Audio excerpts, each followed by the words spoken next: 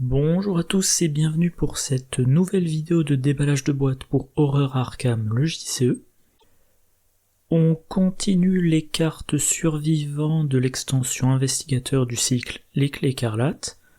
Aujourd'hui, Raillerie, la troisième carte personnalisable de la classe survivant et Idole de Xanatos. Alors, Raillerie, c'est une compétence qui a un icône libre, qui a les traits innés et développés, personnalisables. Quand vous achetez Raillerie, choisissez 2 traits et inscrivez-les sur sa fiche amélioration. S'il s'agit d'un test de compétence sur ou contre une carte rencontre, y compris combattre, s'échapper ou discuter, Raillerie gagne 2 icônes libres pour chaque trait choisi que possède cette carte rencontre. Comme d'habitude, il y a des remarques, mais pas tant que ça. Alors, juste un instant. Voilà. Alors, première chose, la carte a le trait inné. Donc évidemment, on pense à Véritable Survivant. Événement de niveau 3 qui coûte 3. Renvoyez 3 cartes compétences innées de votre pile de défausse dans votre main. Donc on peut cibler Raillerie. Voilà. Le trait développé, il me semble que j'ai vérifié, ça n'interagit avec rien. Maintenant, donc l'effet de la carte en lui-même. On achète la carte, on choisit 2 traits. Et cette carte de compétence, en temps normal, elle va nous donner un +1, quel que soit le test que l'on fait. Mais si le test est fait sur ou contre une carte rencontre, sur, ça va être par exemple le test de reste pourrissant, ou de main agrippante, voilà, par exemple, et que la carte rencontre, voilà, donc ça c'est sur contre, ça va être une action de combat contre un ennemi, ou une action d'évasion contre un ennemi, ou que je réfléchisse, l'action aussi de tester sa volonté. Je crois que c'est cette carte là. C'est une carte que je ne joue pas, donc le nom m'échappe. Alors si je me souviens bien en anglais, c'est Force of Will. Test of Will. Ouais, c'est celle-là. Et donc en français ça donne. Et le gamin du haut recommence à courir. Éprouver sa détermination, voilà. Donc, éprouver sa détermination, ça je pense que ça entre dans la catégorie un test contre. Parce qu'on a pioché une carte traîtrise, on effectue un test pour annuler l'effet. Donc on effectue un test contre la carte traîtrise. Voilà. Donc toujours est-il, si c'est un test sur ou contre une carte rencontre, traîtrise ou ennemi, ou, maintenant que j'y réfléchis, ouais, je viens de jeter un coup d'œil au guide de référence, donc je vais montrer. Alors en espérant que ça soit bien cadré, dans l'appendice, les cartes scénario. Les cartes scénario sont les cartes acte, intrigue, lieu, les cartes traîtrise, les cartes ennemies, les cartes référence du scénario. Tout ça sont les cartes scénario. Par contre, les cartes rencontre sont les cartes qui peuvent sortir du deck de rencontre, donc ce sont les traîtrises et les ennemis. Et également, c'est précisé quelque part, les dos de cartes acte ou intrigue qui affichent par exemple un ennemi. Bref, là où je voulais en venir, c'est que carte rencontre, ça n'inclut pas les tests sur les phases de carte acte ou intrigue. Je reprends où j'en étais. Si vous faites un test sur ou contre une carte rencontre, Raillerie gagne 2 icônes libres pour chaque trait de la carte rencontre que vous avez inscrit sur la fiche amélioration de Raillerie. Et de base, vous en inscrivez 2, donc potentiellement Raillerie peut avoir 5 icônes libres. Donc ça peut être une compétence extrêmement forte et on peut avoir de bonnes raisons de la récupérer en main notamment avec Véritable Survivant. Bon, mais concrètement, il faut choisir ces 2 traits-là. Donc j'ai regardé quelques traits, et à chaque fois, quelques traits d'abord dans un premier temps de cartes ennemies, et à chaque fois en triant par 7 pour voir si on avait dans toutes les campagnes.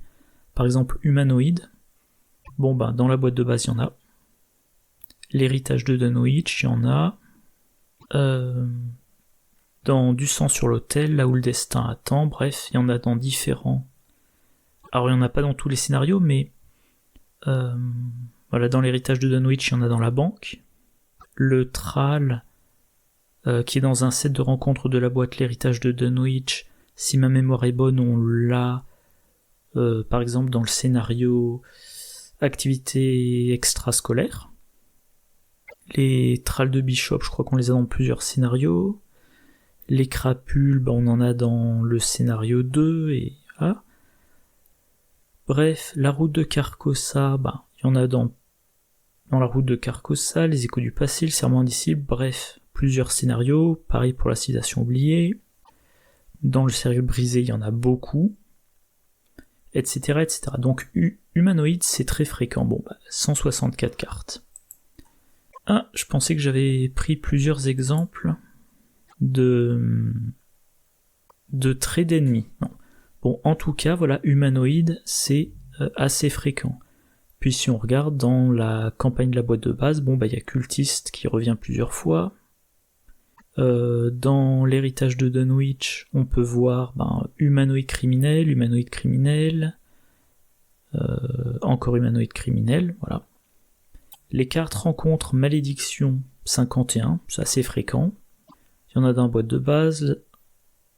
Alors visiblement il n'y en a pas dans Dunwich, il y en a dans Carcosa, la civilisation oubliée, le cercle brisé, voilà. Sortilège, 45, cycle 1, cycle 2, cycle 3, cycle 4, cycle 5, etc. Risque, 79, il y en a dans donc cycle 1, 2, 3, 4. Alors il n'y en a pas dans le cercle brisé, il y en a dans les dévoreurs de rêves. Donc voilà, vous avez par exemple ces traits-là. Humanoïde contre les ennemis, malédiction, sortilège ou risque contre les traîtrises, mais on peut aussi citer monstre, ghoul, biaki, spectre, ensorceleur. Ça dépendra des campagnes. Voilà. Cette carte-là, si vous la mettez dans votre deck, la première fois que vous jouez une campagne, vous allez y aller au pif. Donc vous allez par exemple vous dire, les ennemis, il y a beaucoup d'humanoïdes. Et niveau traîtrise, voilà, malédiction c'est fréquent. Mais risque aussi.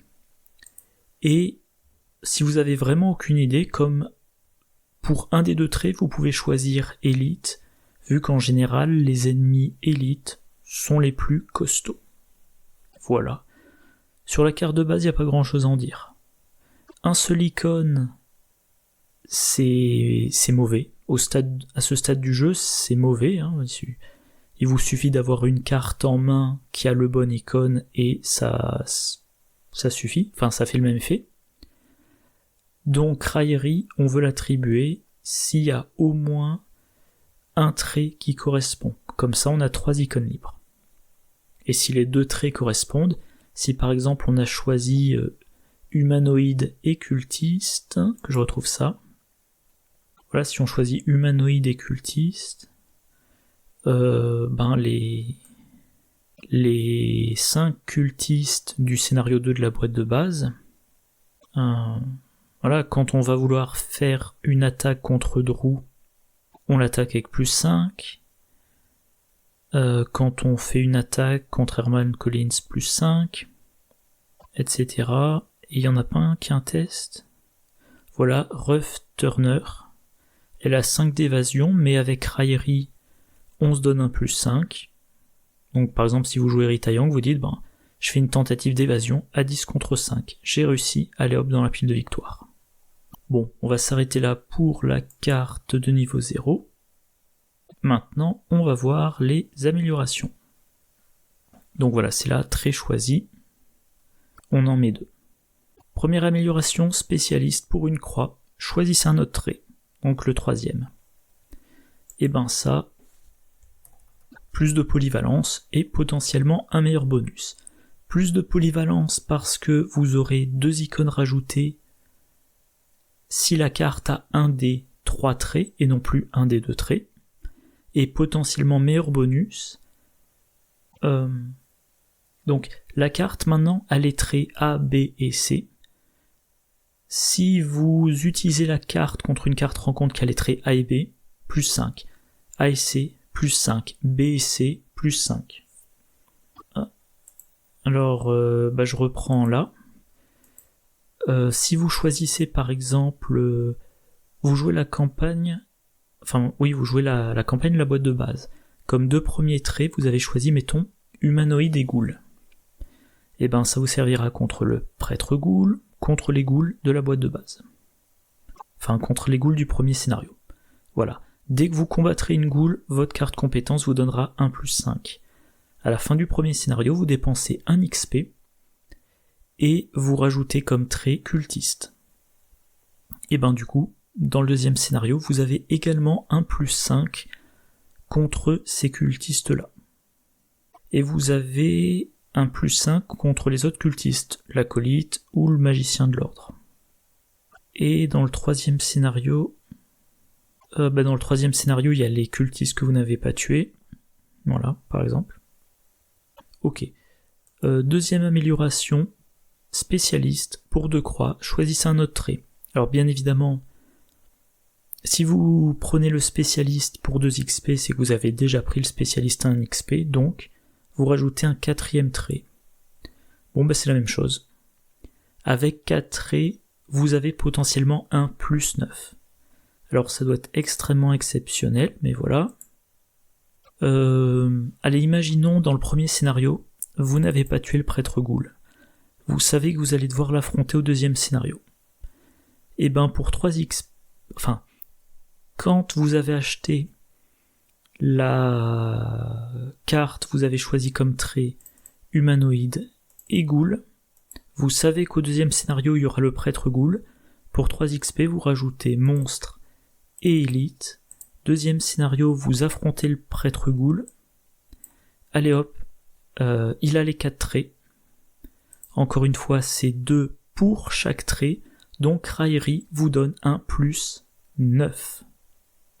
C'est énorme. Alors c'est probablement très excessif, mais voilà.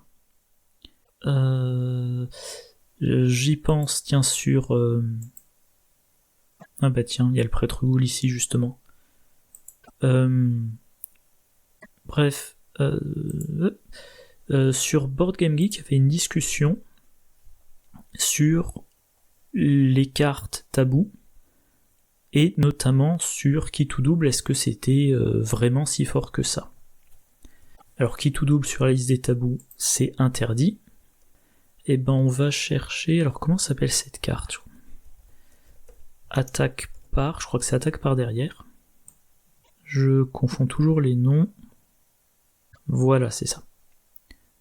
Donc reprenons le prêtre ghoul. Il a une valeur de combat de 4. 5 points de vie par investigateur. Attaque par derrière, ça coûte 3. Vous combattez avec votre agilité au lieu de votre force. L'attaque inflige plus de dégâts. Donc 3 dégâts au total. Vous jouez attaque par derrière. Contre le prêtre ghoul. Vous attaquez avec votre agilité. Vous attribuez qui tout double. Vous doublez la difficulté du test. Comme le prêtre ghoul a 4 de valeur de combat, il passe... la difficulté du test est maintenant de 8. Qui tout double vous donne un plus 1. Raillerie avec 2 fois spécialiste vous donne un plus 9, donc au total vous avez un plus 10. Si vous jouez Wendy Adams, mettons, vous faites un test à 14 contre 8. Voilà, vous testez à 14 contre 8, en cas de réussite, c'est-à-dire si vous piochez n'importe quoi à part l'échec automatique, 6 dégâts dans le prêtre ghoul. 14 contre 8. Même si vous jouez en expert, vous réussissez sauf sur l'échec automatique ou le -8. Si vous jouez Wendy, vous avez en plus la possibilité de défausser une carte pour repiocher le pion. Donc pour elle, c'est réussite, sauf si elle pioche un de ces deux pions, et qu'après avoir remis le pion dans le sac et repioché un autre pion, elle pioche le même. Bah tiens, je ressors le document que j'avais montré à la vidéo précédente. Alors là, si on est en expert, ça serait plutôt donc du +4. Mince. Là, c'est du +4. Là, c'est du +6. Et là, c'est du +8. Et on dit, Wendy Adams, elle peut piocher le -6, donc il faut qu'elle soit à +6. Donc elle a 87% de chance de piocher un pion qui l'a fait échouer. Et si elle échoue, elle peut remplacer le pion. Et ensuite, elle a 87% de chance que le deuxième pion convienne. Donc en termes de probabilité, ça veut dire sa probabilité c'est 100% moins la probabilité du double échec. C'est-à-dire, donc, que je m'embrouille pas, le double échec, c'est quand elle n'est pas dans ce cas-là, fois quand elle n'est pas dans ce cas-là. Voilà, donc, dans le scénario que je viens de décrire, Wendy Adams a 98 et quelques % de chance de filer 6 dégâts au prêtre ghoul en expert. Et si c'est du solo, si vous jouez en solo, le prêtre ghoul, il a 5 points de vie, en une action vous l'avez tué. Si vous jouez en duo, vous lui avez fait 60% de ses dégâts. Voilà. Bref, c'était pas le thème initial, mais en tout cas, voilà, 2 fois spécialiste, ça peut donner un énorme bonus dans les bonnes situations. Et niveau polyvalence, bon ben, si vous avez choisi humanoïde et ghoul et cultiste et monstre, bah ça doit faire ça doit faire un bonus d'au moins +3 contre tous les ennemis de la campagne. Voilà.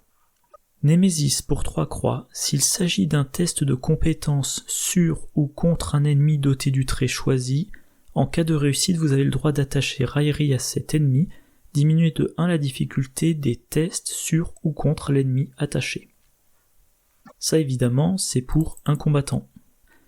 Et contre un ennemi avec beaucoup de points de vie, notamment quand il a X points de vie par investigateur.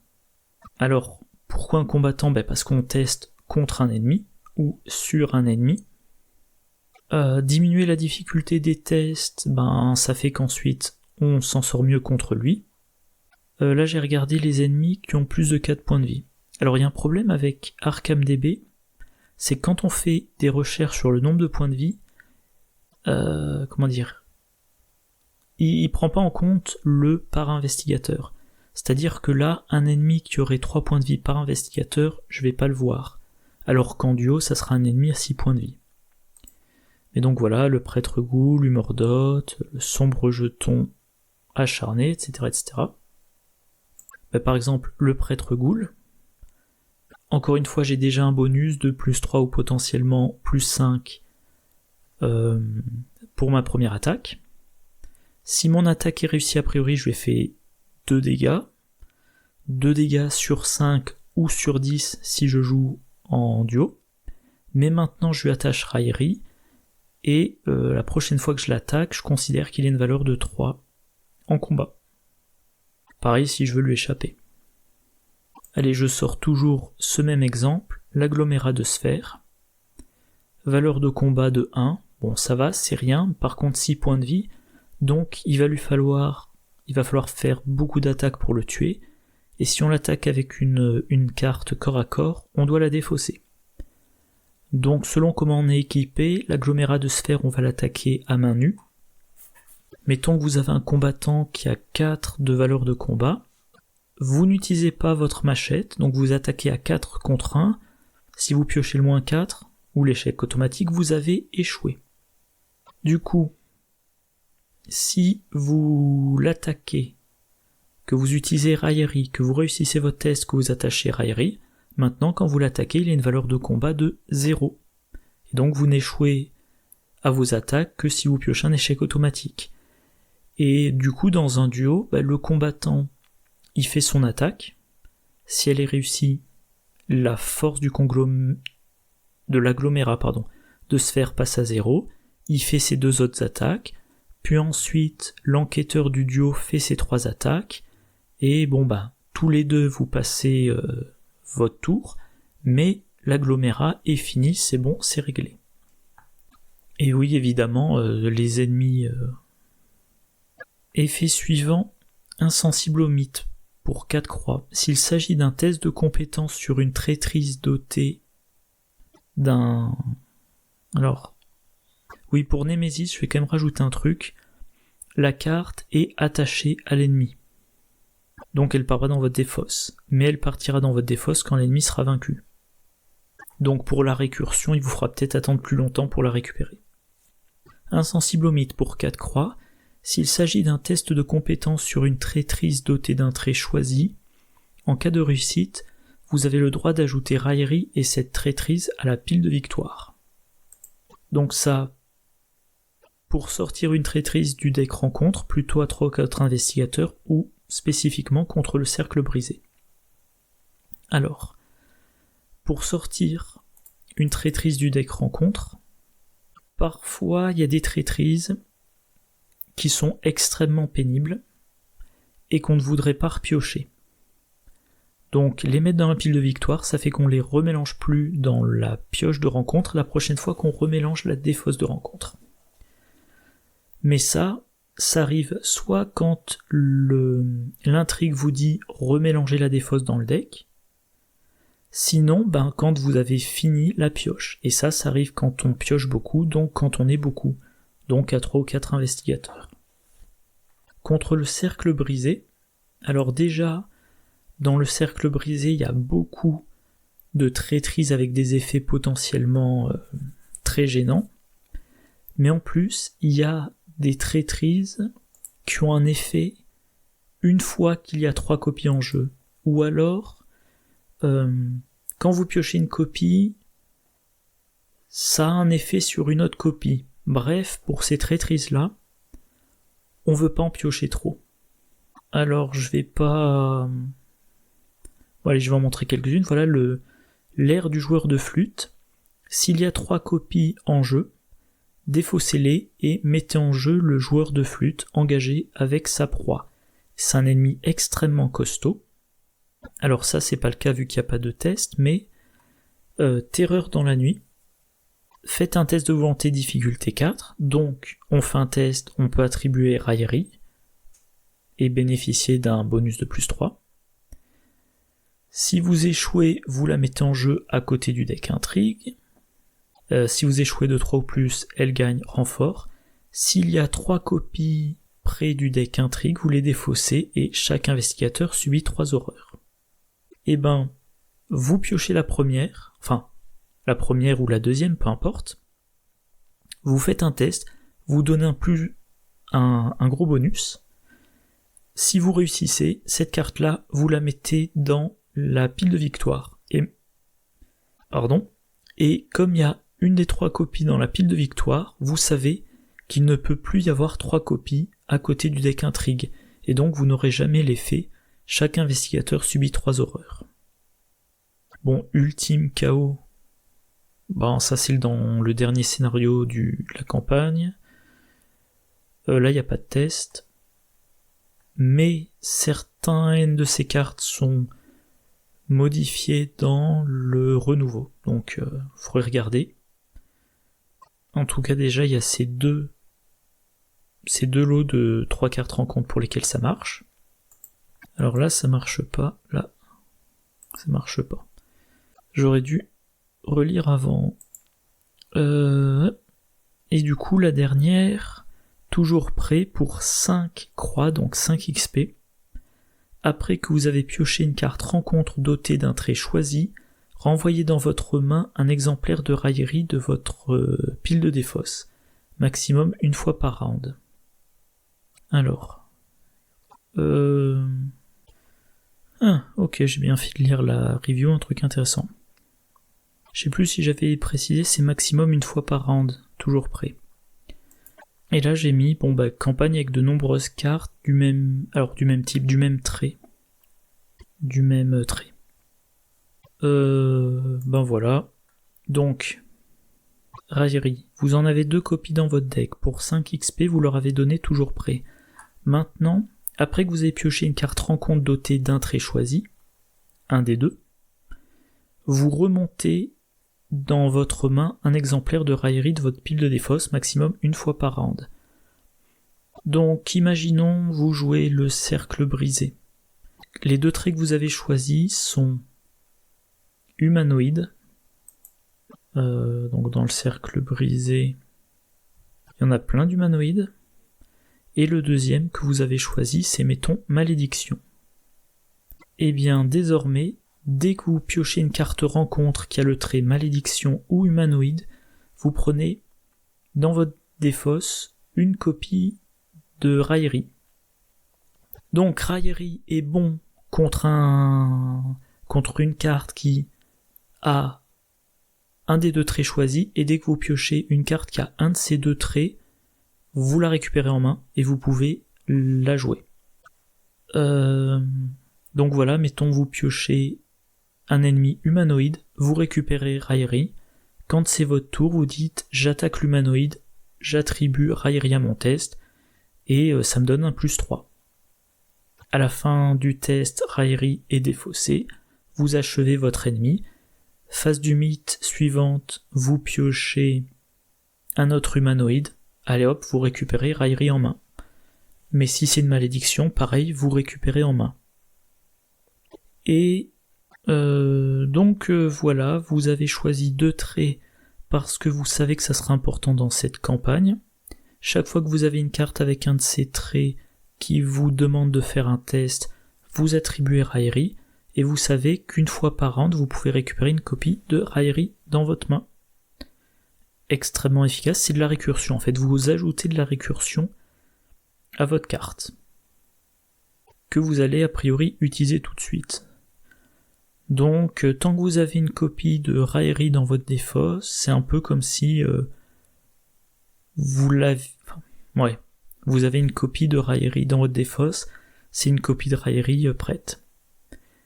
Et un truc intéressant qui est mentionné ici, une fois qu'on a choisi toujours prêt, une fois qu'on a choisi toujours prêt, les traits sur les cartes sans test deviennent importantes pour piocher raillerie depuis sa pile de défausse.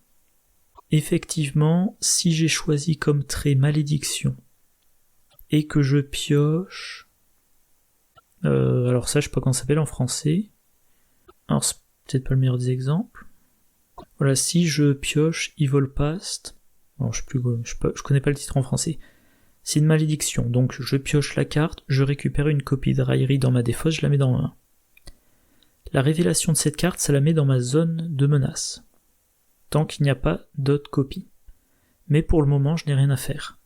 Forcez, quand le deck de rencontre n'a plus de cartes, subissez 2 horreurs, faites un test de volonté de difficulté 3, si vous réussissez, défaussez Evil Past. Donc au round N, en piochant Evil Past, je récupère une copie de raillerie dans ma main. Mais au round N, Evil Past ne me fait pas faire de test. Donc cet exemplaire de raillerie que je viens de récupérer, je le garde en main. Round N+1, je pioche un humanoïde, il est engagé avec moi. Début de mon tour, je l'attaque avec la hache d'incendie, j'attribue raillerie, j'ai un bonus de +3. Voilà. Donc, c'est pas simplement que toujours prêt, ça me donne la carte de rencontre pour que je l'utilise immédiatement sur la carte qui me demande de faire un test, c'est que si la carte ne me demande pas de faire un test, je gagne une carte compétence que je conserve jusqu'à en avoir besoin pour un test. Et je vérifie un truc, il n'y a pas de limite. On peut très bien attribuer 2 copies de raillerie au même test. Donc, je reste sur mon exemple. Vous affrontez un humanoïde qui est très costaud, vous avez 2 copies de raillerie en main, vous attribuez les 2, ça vous fait un +6. Voilà, je crois que j'ai rien de plus à dire, donc on va passer maintenant aux combinaisons d'amélioration. La première, c'est spécialiste, éventuellement le deuxième spécialiste, plus autre chose. Donc ça va coûter 1 XP pour le premier spécialiste, plus l'XP de l'autre chose, plus éventuellement encore 2 XP pour le deuxième spécialiste. Ça, c'est plus de versatilité. Par exemple, humanoïde plus serpent plus monstre, ou humanoïde plus spectral plus élite, ou malédiction plus spectral plus sortilège plus pouvoir. Voilà, donc voilà, le autre chose, vous pourrez le faire sur plus de traits. Ah, j'étais pas au bon onglet. Donc, par exemple, les ennemis du cycle 4, la civilisation oubliée. Je regarde humanoïde, il y a tout ça. Je vois que là, ces deux-là ne sont pas concernés, ils sont serpents. Donc je regarde, serpent, il avait déjà humanoïde, lui il a pas serpent mais il a humanoïde, là ils ont humanoïde, ceux-là ne sont pas concernés. Si je rajoute monstre, donc là pareil, humanoïde, serpent, humanoïde et serpent, humanoïde et cultiste, créature flore, serpent, voilà. Les ennemis du cycle 4, à l'unique exception de l'Apex, Vignée étrangleuse, un truc comme ça, ils ont tous humanoïde et ou serpent et ou monstre. Donc, si j'ai ces 3 traits, raillerie, c'est au minimum +3 pour chaque test contre un ennemi du cycle, encore une fois, sauf l'Apex. Et là, j'ai humanoïde plus monstre plus serpent, donc en fait, ça serait un +7. Là, humanoïde monstre et serpent, également un +7. Humanoïde monstre serpent, +7, etc., etc. Je vais pas tous les faire. Dans le cycle 5, de la même façon, humanoïde, il y en a un certain nombre. Ah, pour lui, il faut spectral. Ok, je rajoute spectral. Lui, contre lui, il faudrait monstre ou élite. Ok. Contre lui, il faudrait contre elle, monstre ou ensorceleur. Là, humanoïde ou humanoïde, on l'a déjà. Humanoïde. Créature. Humanoïde, on l'a. Là, il faudrait monstre. Et lui, on le combat pas. Donc, par exemple, si on rajoute monstre, eh bien, il reste Bron Jenkins. Voilà, j'ai perdu la ligne. Bron Jenkins, qui est créature familier élite. Et pour autant que je me souvienne, il reste aussi l'engoulevent. Donc, on rajoute créature. Voilà, ça concerne ces 3-là. Ça concerne aussi les nuées de rats qu'il y a dans le scénario Le Nom Secret. Et si je résume, humanoïde, spectral, je crois qu'ensuite on a dit monstre et créature, ça couvre tous les ennemis de cette campagne. Et si on regarde les traîtrises du cercle brisé, on a malédiction, sortilège, on a spectral, on a présage, voilà. Bon, il y a quand même malédiction, présage et spectral, ça revient pas mal. Et on peut noter au passage que le trait spectral qu'on prend pour lutter contre certaines malédictions nous servira aussi contre certains ennemis. Donc on fait d'une pierre deux coups. Toujours prêt plus autre chose. Donc 5 XP plus les points d'XP d'autre chose. c'est de la récursion. Bon, en fait, ce que j'ai expliqué sur toujours prêt, bon ben voilà. Hein. Mais si par exemple vous prenez toujours prêt plus spécialiste pour un total de 8 XP, eh bien vous avez 4 traits qui vous permettent de récupérer raillerie en main. Toujours prêt plus Némésis pour un total de 8 XP, c'est pour combattant. Donc Némésis, sur ou contre un ennemi, on attache raillerie 1, on baisse de 1 la difficulté des tests sur ou contre l'ennemi attaché. Et, j'ai pas pensé à le dire tout à l'heure, mais vu qu'on peut attribuer plusieurs copies de raillerie à un même test, et qu'il n'y a pas de limite sur l'effet de Némésis, eh ben on peut attacher 2 copies de raillerie à l'ennemi en même temps. Oui, parce que ça, on le rajoute sur le texte de la carte, donc la première copie de raillerie qui attache à l'ennemi, elle lui donne un -1, la deuxième lui donne un -1, ça fait un total de -2. Alors là, je crois que j'avais... Ah, c'est bizarre. Donc voilà, toujours prêt plus Némésis. Némésis fait qu'on est très efficace contre les ennemis qui ont au moins un des traits. Toujours prêt fait que dès qu'on pioche un ennemi qui a un de ses traits, ou d'ailleurs une carte traîtrise qui a un de ses traits, on récupère une copie de raillerie en main pour le prochain combat. Et un cas particulièrement intéressant dans la civilisation oubliée contre Iktaka. Voilà, c'est cette carte-là.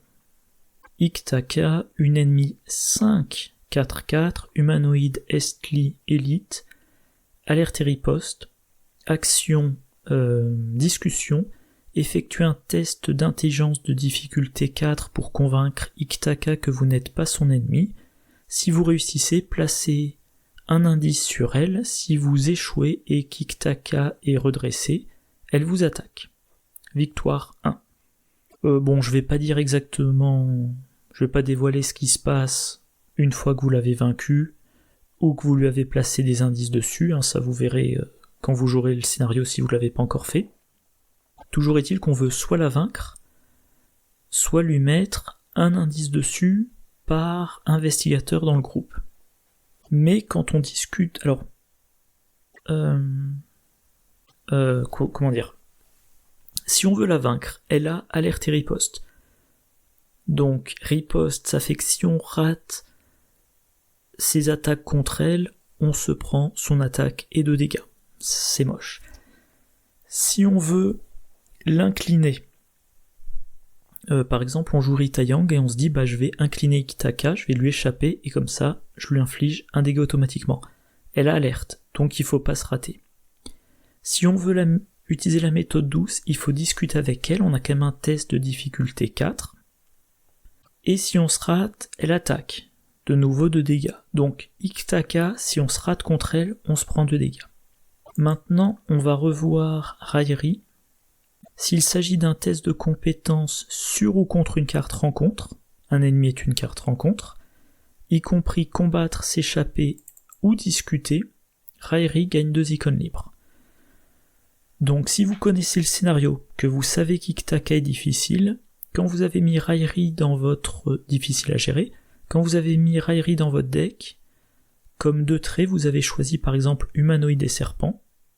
Iktaka, elle a le trait humanoïde, donc raillerie vous fournit 3 icônes, que ça soit pour la combattre, pour lui échapper ou pour discuter.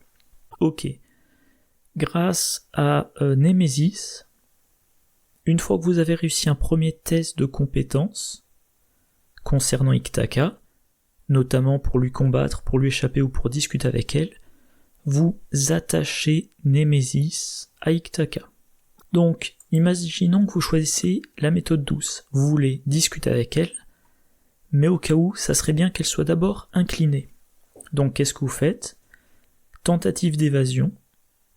Allez, mettons que vous avez Rita dans votre groupe, par exemple.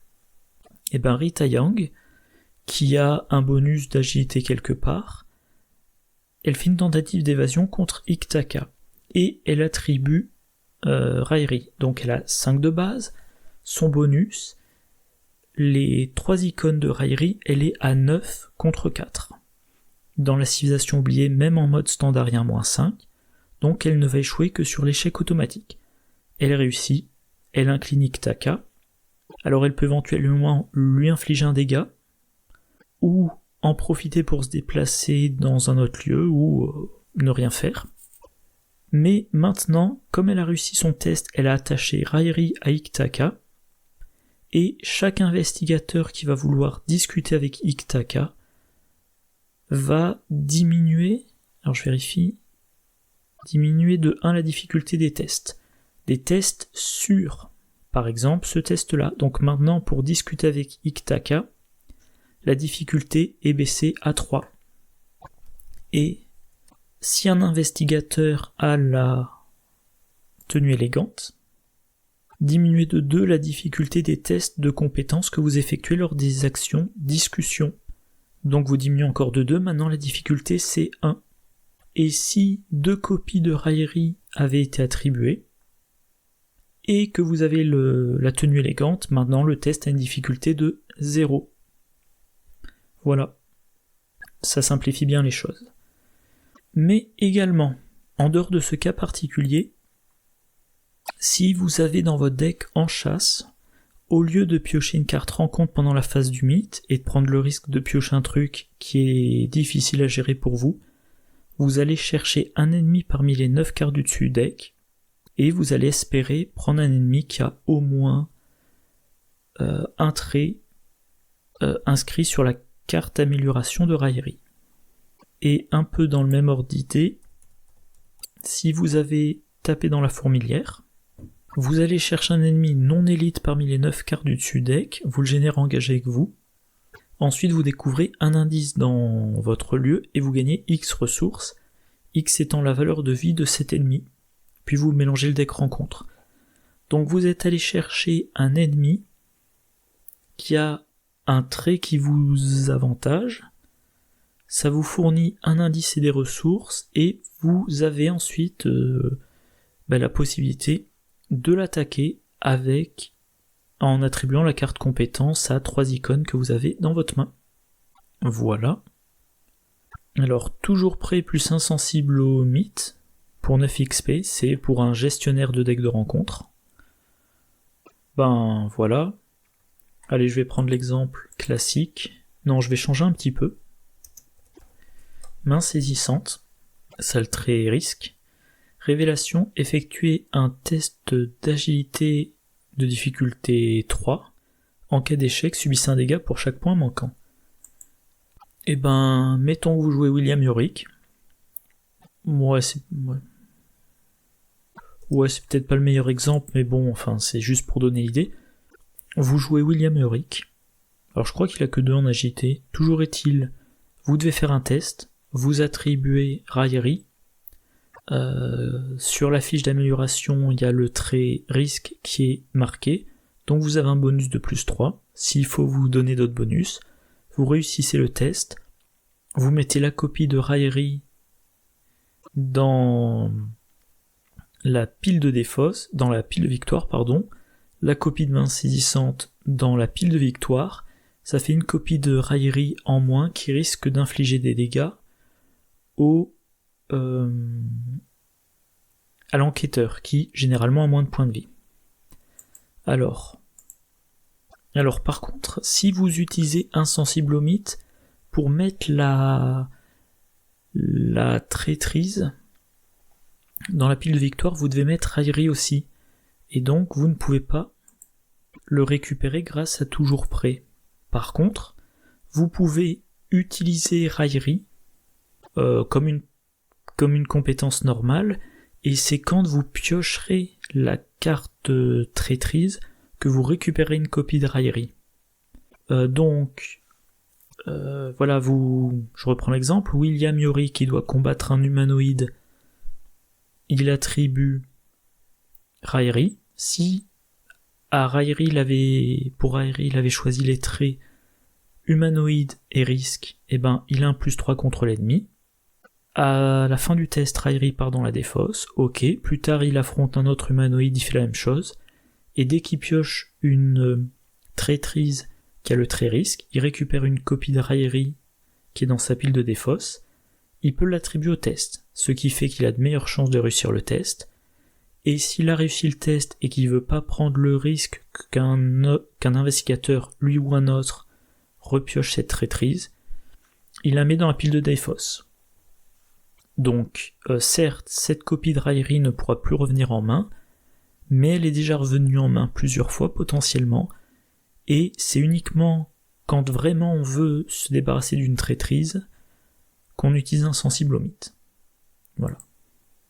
Alors j'ai noté là, pour moi, cette carte-là, c'est la carte qui demande le plus de connaître la campagne qu'on joue. Il y a plein de cartes qui sont meilleures dans une campagne que dans une autre. Quand on joue la civilisation oubliée, ça aide de se donner un peu d'évasion. Quand on joue le cercle brisé, pareil, ça aide de pouvoir incliner des ensorceleurs. Quand on joue Dunwich, c'est bien d'avoir une arme qui n'est pas une arme de corps à corps contre l'amas de sphère, agglomérat de sphère, je sais plus. Voilà, dans certaines campagnes il faut attaquer avec des sorts, dans d'autres campagnes on veut vraiment pas réussir ses enquêtes, etc. etc. Mais je trouve, si on fait un deck équilibré, par exemple un deck de gardien avec 2 copies de la machette et 2 copies du 45 automatique et une copie de l'explosion de dynamite, eh ben, bon, ça suffira pas complètement, mais les ennemis qui sont plus sensibles aux balles, on les attaque avec le 45 automatique. Les ennemis qui sont très dangereux à affronter, ben on leur lance la dynamite dessus. Les ennemis lambda, on gaspille pas de munitions pour eux, on une attaque à la machette, et donc globalement, on en fait le tour. Par contre, si vous mettez dans votre deck Raillerie, sans avoir la moindre idée de ce que fait la campagne, vous allez vous dire, ben je sais pas moi, allez, je suppose que dans cette campagne il y a des humanoïdes et des monstres, et si ça se trouve, c'est la campagne dans laquelle il n'y a aucun humanoïde. Alors, aucun monstre, tiens, aucun monstre, ça serait suspect, mais voilà. Si vous mettez la carte plutôt pour lutter contre les traîtrises, vous dites allez au pif, malédiction et sortilège, ben, il est possible que 50% des traîtrises soient des risques. Par exemple. Ou, donc vraiment, alors bien évidemment, vous pouvez vous dire ben, je vais attendre un petit peu avant de la mettre dans mon deck pour voir ce qui revient. Sauf que vous jouez le premier scénario, vous voyez des humanoïdes. Ça veut pas dire qu'il y aura des humanoïdes dans tous les scénarios. Vous jouez le deuxième scénario, il n'y a aucun humanoïde, il n'y a que des profonds. Ok, mais ça sera peut-être pas le cas dans le troisième scénario. Et du coup, vous risquez d'attendre longtemps pour être sûr de vous, et ça va un peu à l'encontre du principe de la carte personnalisable. Pour moi, la carte personnalisable, on envisage d'aboutir à une carte chère en XP mais qui est très efficace. On commence la campagne avec la version de niveau 0 et de temps en temps, on coche une croix, une croix, une croix, une croix, jusqu'à ce qu'au, je sais pas moi, 4e, 5e ou 8e scénario, on ait sa carte avec ses 5, 8, 10 croix qui soient arrivées à fond de sa puissance. Donc l'intégrer dans son deck tard dans la campagne, c'est contre-intuitif. D'autant plus que, alors je crois que je ne l'ai pas encore mentionné jusqu'à présent, il y a une carte neutre affinée, voilà, affinée, qui permet, quand on la joue, de cocher une case sur une carte qui est personnalisable. Donc je reviens à Raillerie. Donc voilà, si vous avez Raillerie dans votre deck dès le début de la campagne et que vous jouez affiné, premier scénario, vous cochez une croix, sans dépenser d'XP. Deuxième scénario, pareil, troisième pareil, etc. etc. Septième scénario, vous dites j'ai coché 7 croix, je dépense 3 XP pour cocher un total de 10 croix, le maximum que je peux pas dépasser. Et voilà, pour seulement 3 XP, j'ai ma super compétence qui fait tout. Donc si vous dites j'attends le 6e scénario pour être sûr de moi, je sais pas, vous avez raté le truc, on va dire. Voilà. Donc, alors je sais pas si je ferai une vidéo récap des cartes personnalisables qui sont intéressantes ou pas. Il y en a donc 3 par classe, plus une en neutre, ça fait un total de 16. Avant que je les ai toutes testées, il s'écoulera des mois, peut-être même plusieurs années, donc c'est assez improbable. Bref, deuxième carte. L'idole de Xanatos. Encore 1 heure d'enregistrement pour une seule carte, dis donc, je bats des records. Donc, idole de Xanatos, un soutien de niveau 0 qui coûte 3, qui occupe un emplacement d'accessoires, trait objet et relique, réaction, quand des dégâts et ou des horreurs vous sont infligés, inclinez l'idole de Xanatos et défaussez jusqu'à 3/4 de votre main, annulez autant de dégâts et ou d'horreurs. Bon, pas trop de commentaires sur ArkhamDB. Première chose, c'est un objet, ça se tutore avec le sac à dos. Deuxième chose, c'est une relique, ça se tutore avec Dr. Eli Horowitz, ce qui permet de s'économiser l'emplacement d'accessoires. Au niveau de l'effet, je pense qu'on peut comparer avec Persévérance.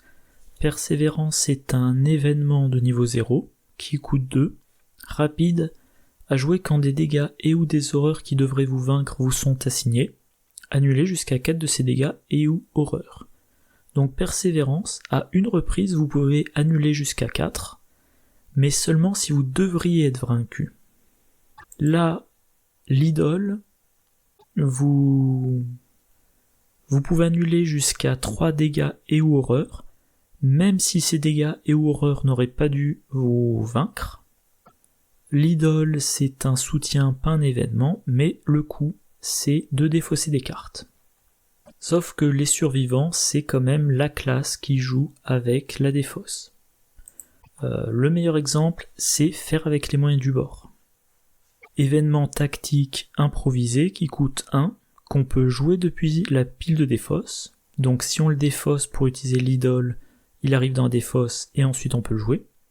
Si on le joue depuis la défausse, on va le mélanger dans son deck après avoir résolu ses effets. Et en l'occurrence, effet, enquêter, votre lieu perd 1 de valeur occulte pour cette enquête. Si vous avez joué faire avec les moyens du bord depuis votre pile de défausse, découvrez un indice supplémentaire en cas de réussite. Donc, vous devriez vous prendre des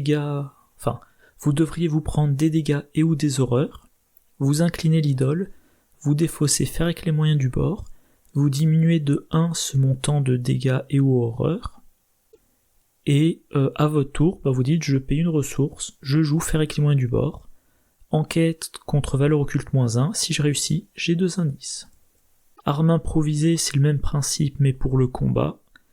Depuis la défausse, ça inflige un 2e dégât, et, quoi qu'il en soit, l'ennemi a -1 de combat.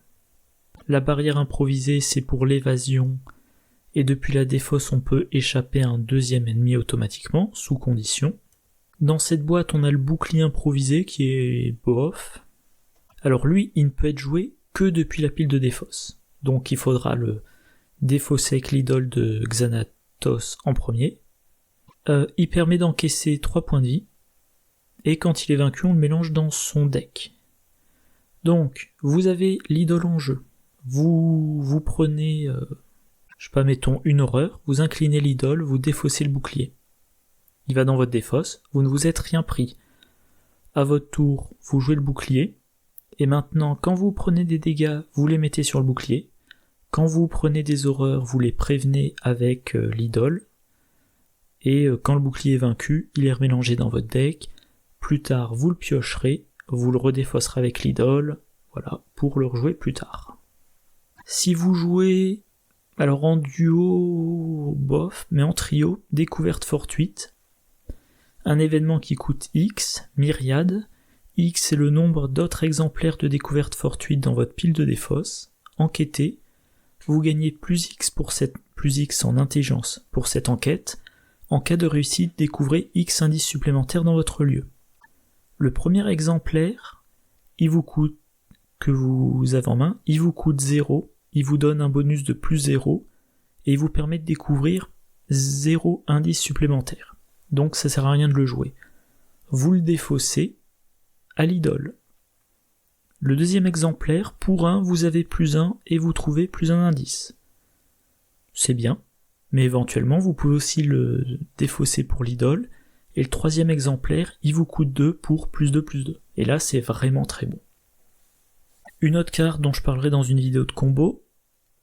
Un point intéressant aussi, c'est récup. Si vous jouez un deck spécialisé dans l'enquête, récup, après que vous avez réussi à enquêter avec une différence de 2 ou plus, inclinez récup, choisissez une carte objet dans votre pile de défausse, et soit vous l'ajoutez à votre main, soit vous la jouez en payant son coût.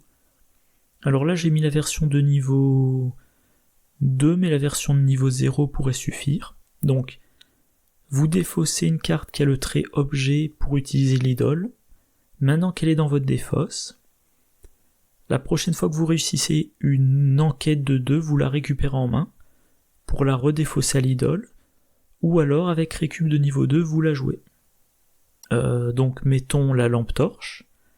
Dans un premier temps, elle va vous servir à prévenir un dégât ou une horreur, et ensuite, grâce à récup, elle sera mise en jeu depuis la défausse.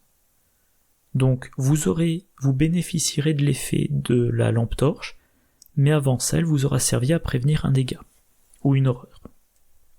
Une rencontre fortuite de niveau 2, ça coûte X, choisissez un soutien allié avec un coût en ressources imprimées de X dans la pile de défausse de n'importe quel joueur, mettez en jeu ce soutien sous votre contrôle. Vous défaussez un allié à l'idole, puis ensuite vous le jouez depuis votre défausse. Enfin, je dis vous, il est possible que le joueur A défausse l'allié et que le joueur B joue une rencontre fortuite pour récupérer l'allié. La carte peut être intéressante pour William Yorick, parce qu'il a un profil de tank, donc encaisser ça l'intéresse. Moi j'avais fait, je sais plus combien, 3 tests de Daniela Reyes en duo dans Dunwich, l'héritage de Dunwich, et j'étais parti pour la jouer en mode je me fais attaquer par les ennemis pour en tirer des avantages, et j'ai pas réussi à gérer la vitesse à laquelle elle se prenait des dégâts et la vitesse à laquelle elle se soignait, et elle était en permanence à la limite de la mort, voilà. Donc maintenant je sais, j'ai eu une mauvaise expérience, même si je construis un deck de temps comme disant ça va, il a de quoi, il a des soutiens sur lesquels mettre ses dégâts et ou ses horreurs, c'est toujours bon d'avoir du soin, ou dans ce cas-là de la prévention. Donc l'idole permet à William Yorick de ne pas subir quelques dégâts et ou horreurs, de ne pas les mettre sur ses alliés, et les cartes qu'on défausse à l'idole, si ce sont des soutiens, avec sa réaction, il peut les jouer depuis la pile de défausse, après avoir vaincu un ennemi. Donc vous faites un deck William Yorick avec plein de soutiens intéressants mais pas chers, 2 fois le manteau de cuir, 2 fois le précieux souvenir, pourquoi pas 2 fois bouclier improvisé. Si vous jouez en solo, 2 fois vieux porte-clés, 2 fois sac à dos de niveau 2, etc. etc. Tous ces soutiens-là sont défaussés à l'idole, et dès que William Yorick a vaincu un ennemi, il joue un soutien pour en bénéficier. Donc le manteau de cuir, 1, il prévient un dégât, puis après avoir été joué depuis la pile de défausse, il peut encaisser 2 dégâts. Donc au final, vous avez payé 0 pour le manteau de cuir, et c'est 3 dégâts que vous n'avez pas eu à mettre sur William Yorick. Alors pour Wendy Adams, elle, ça va être plutôt les événements, si vous avez son amulette en jeu.